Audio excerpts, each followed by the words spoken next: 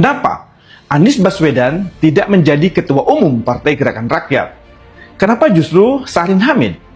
Ini penjelasannya. Posisi Anies Baswedan tidak menjadi Ketua Umum Gerakan Rakyat tidak bermakna bahwa beliau sekedar dimanfaatkan atau memanfaatkan Partai Gerakan Rakyat. Karena sejatinya Pak Anies adalah Gerakan Rakyat dan Gerakan Rakyat adalah Pak Anies.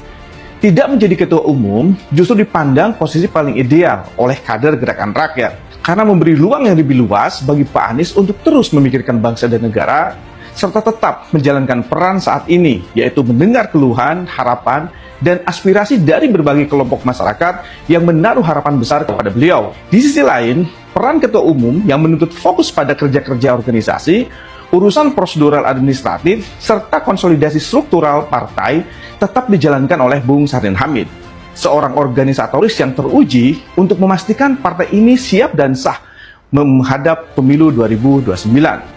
Bung Syahrin telah lama menjadi orang kepercayaan Pak Anies dan memiliki kedekatan kuat dengan lingkaran relawan Pak Anies Baswedan, termasuk Tim Amin di Pilpres 2024. Karena itu pembagian peran ini justru akan menguatkan Partai Gerakan Rakyat dan juga masyarakat. Jadi tegasnya tidak ada yang memanfaatkan dan dimanfaatkan. Pak Anies dan Gerakan Rakyat bagai satu keping uang dengan dua sisi yang saling melengkapi. Karena itu, kepada seluruh pendukung Pak Anies Baswedan, jangan ragu untuk segera bergabung dengan Gerakan Rakyat. Karena kita adalah keluarga besar Anies Baswedan. Yang ada dalam Undang-Undang Dasar untuk dunia. Karena kita hadir bukan sekedar untuk penduduk di Nusantara, tapi kita hadir sebagai warga dunia. Itu sebabnya kita harus selalu muncul dalam pertemuan-pertemuan global. Bapak Ibu sekalian, bertahun-tahun Indonesia absen di pertemuan PBB. Kepala negara tidak muncul. Selalu Menteri Luar Negeri.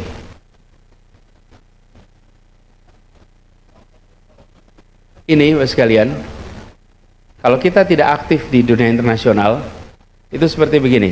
Kita warga kampung, ukuran kampungnya nomor 4 terbesar, ukuran rumahnya nomor 4 terbesar di RT itu, tapi kalau rapat kampung kita tidak pernah datang.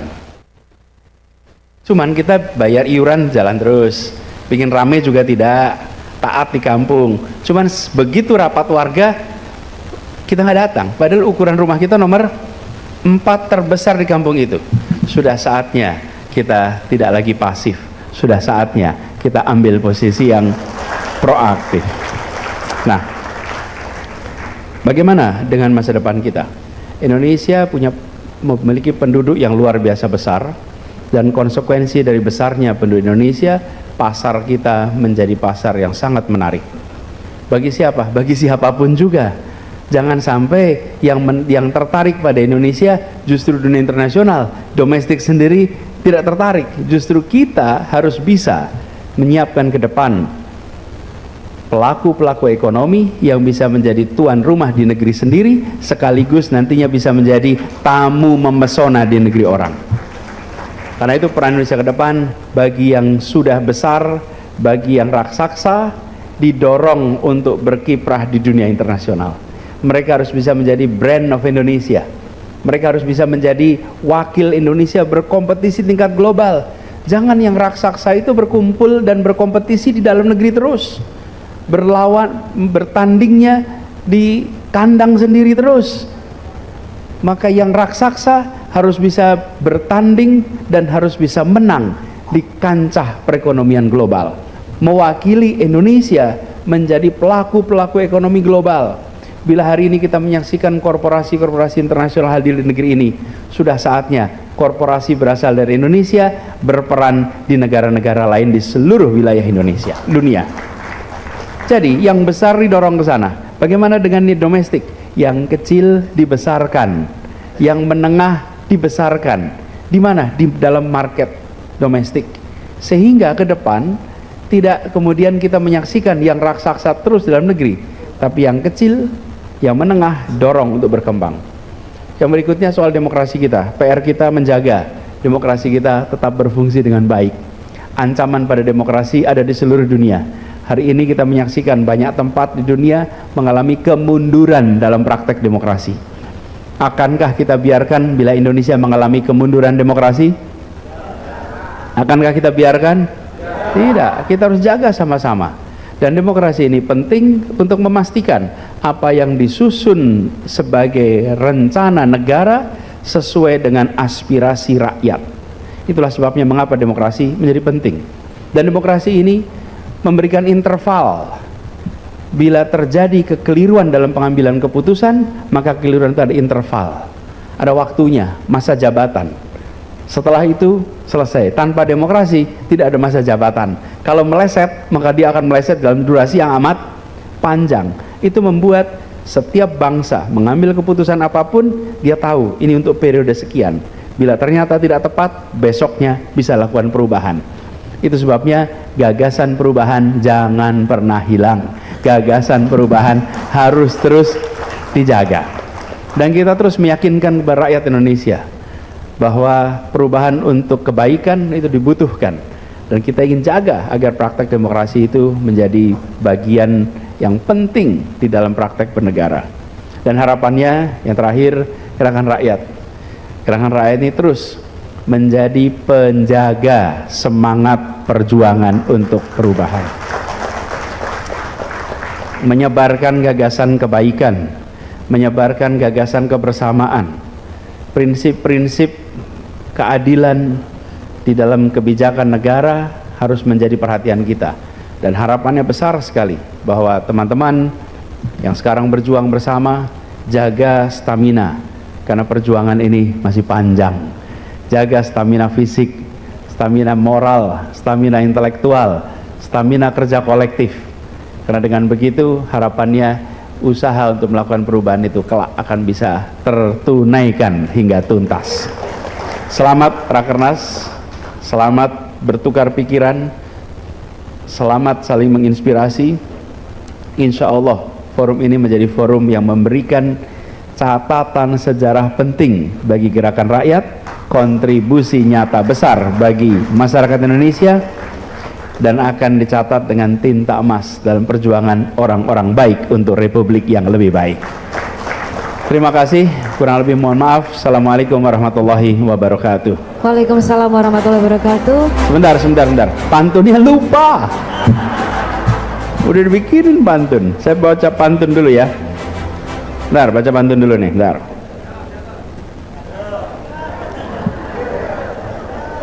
Untung ada kamera, nanti di-insert bagian awal ya. Pagi-pagi hujan lebat, Cakep. tak jadi latihan memanah. Cakep. Gerakan rakyat memang hebat, Cakep. insya Allah akan amanah.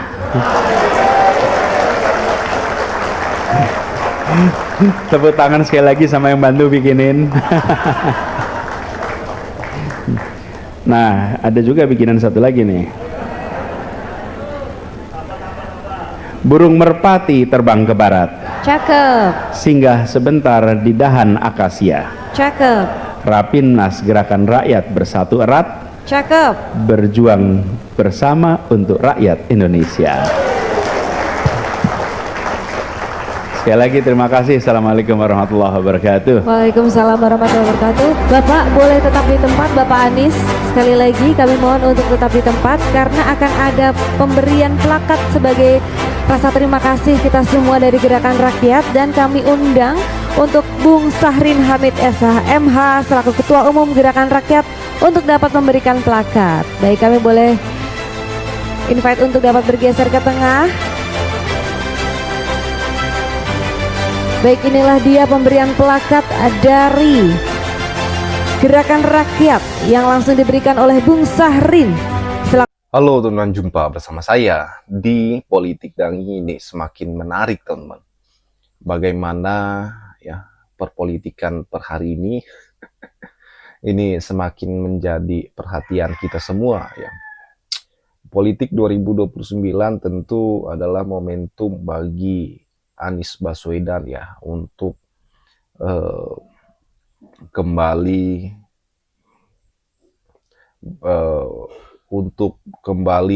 mengikuti kontestasi teman-teman ya. Dan menurut saya ini adalah kesempatan bagi Anies lagi ya. Sama halnya Prabowo Subianto bahkan sampai 4 kali mengikuti kontestasi Pilpres, teman-teman. Dan saya yakin bahwa 2029 adalah jalannya Anies ya untuk mengikuti kontestasi Pilpres lagi. Dan kalau kita melihat ya, apa yang dilakukan oleh Anies Baswedan per hari ini adalah bentuk daripada komitmen beliau ya untuk menjadi seorang pemimpin di masa depan. Ya mungkin jalan Anies memang tidak mudah, teman-teman ya. Sangat tidak mudah karena memang lawan-lawan politik Anies ya mungkin saat ini banyak ya. Tapi saya yakin dengan dukungan masyarakat bahwa Anies pasti mampu ya untuk melewatinya. Dan kalau kita melihat apa yang dilakukan Anies per hari ini ya seperti terus bekerja dalam politik, bagaimana ia mengerjakan partai politik, teman-teman, Partai Gerakan Rakyat yang adalah jalannya ya kan. Yang menarik adalah bagaimana Anies Baswedan saat ini terus melakukan kegiatan-kegiatan sosial. Menurut saya itu sangat keren, teman-teman. Dan sangat layak sekali ya Anies itu menjadi seorang pemimpin di masa depan. Dan kalau kita melihat bagaimana gerakan-gerakan Anies juga ya membangun komunikasi dengan masyarakat, kemudian bagaimana ia turun ke masyarakat, bagaimana ia keliling kampus, teman-teman ya, untuk memberikan atau berbagi ilmu kepada para mahasiswa, itu adalah langkah yang sangat keren yang dilakukan oleh Anies Baswedan. Dan bagaimana Anies Baswedan kemudian ya kita lihat per hari ini adalah seorang tokoh intelektual yang sangat cerdas. Menurut saya itu juga sangat luar biasa ya.